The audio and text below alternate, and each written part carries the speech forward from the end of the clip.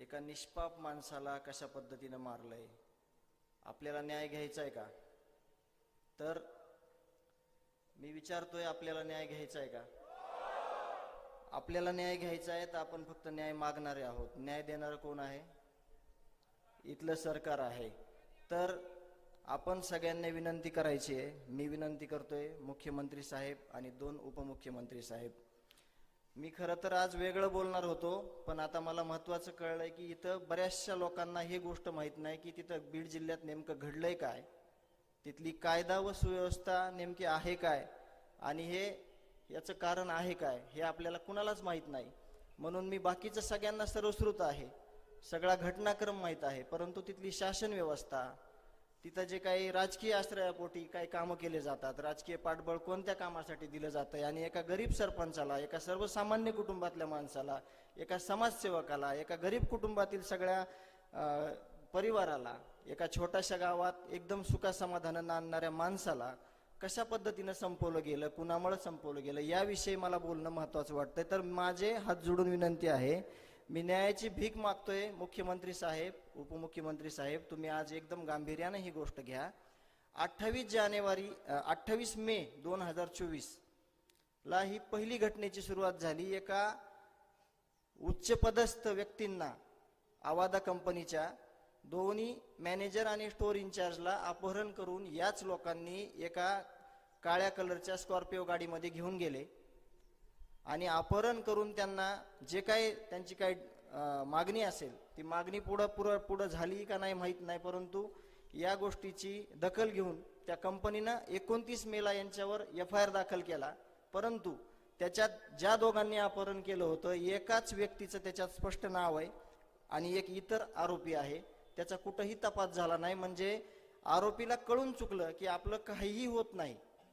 त्याच अनुषंगाने पुढं ज्या कार्यालयात याच्यातला जो सूत्रधार आहे, वाल्मिक कराड, पहिल्यांदा नाव घ्यायलो मी, या सूत्रधाराने जे काही खाली आदेश दिले, जे काही खाली सूचना दिल्या काय करायचंय ते, त्या सूचनेप्रमाणे या सगळ्या लोकांनी हे जे काही 29 नोव्हेंबरला जे काही खंडणी मागण्यासाठी हे गेले, खंडणी मागितली, तरी देखील तिथं काय झालं, कुठलाही गुन्हा रजिस्टर झाला नाही.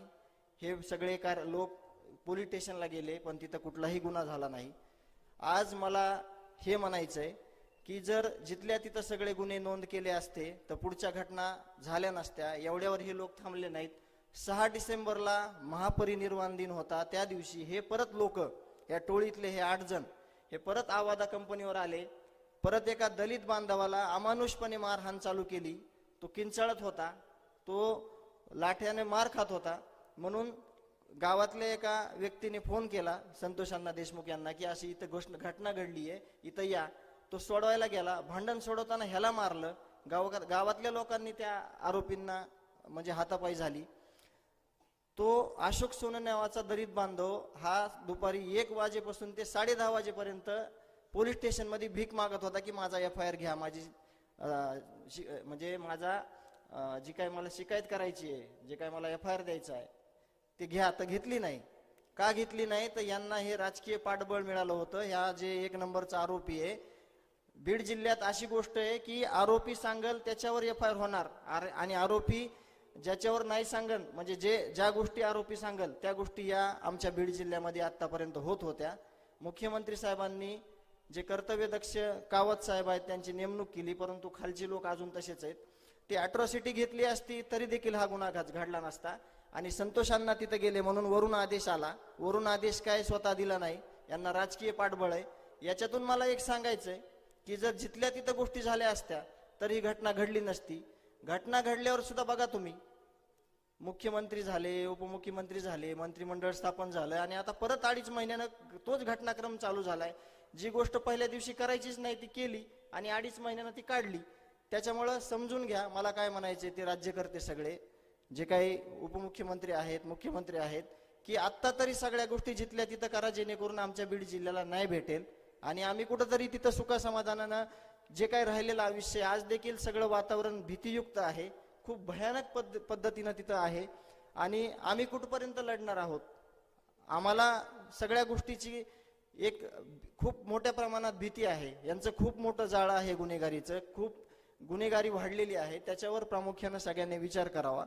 मला जास्त काही बोलता येणार नाही, कारण का मला काल प्रश्न विचारला पत्रकारांना की हे तुम्ही 3 महिने कसं सावरलात, तर त्याचं उत्तर माझ्याकडे असं होतं की मी कुणाला सावरलं नाही, कुटुंबाला सावरलं नाही. या सगळ्या 18 पगड जातीतील लोकांनी, सर्व धर्मीय लोकांनी, समाजाने कुठंतरी आम्हाला सावरलेलं आहे. म्हणून आम्हाला कुठंतरी लढायची, न्याय मागण्याची हिंमत होत आहे. तसेच तुम्ही आमच्यासोबत कायमस्वरूपी राहा. आमच्याकडून कुठलीही गोष्ट चुकणार नाही, आपणही चुकणार नाहीत. आपल्याला छत्रपती शिवाजी महाराजांचे विचार आहेत, शाहू फुले आंबेडकरांचा विचारांचा वारसा आहे. त्यावर आपण न्यायाच्या भूमिकेत आहोत. आपण न्याय मागून घेऊ आणि न्याय मिळाल्याशिवाय स्वस्थ बसणार नाही. पण अजून ज्या जिल्ह्यामध्ये काही प्रकार आहेत सध्या चालू, जेल प्रशासनानं काय काम केलंय, त्याच्यानंतर ही घटना घडल्यापासून राजकीय पुढाऱ्यांनी कुठं हस्तक्षेप केलाय, याचे पुरावे आमच्याकडे आहेत. आम्ही लवकरच मुख्यमंत्री आणि उपमुख्यमंत्री साहेबांकडे देणार आहोत. ज्या गोष्टीचा हस्तक्षेप या प्रकरणात होतंय, उपमुख्यमंत्री साहेब त्या गोष्टी तुम्ही काढून टाका. तुमचं काही नुकसान होणार नाही, ह्याची शाश्वती मी तुमच्या सगळ्यांच्या वतीनं देतो.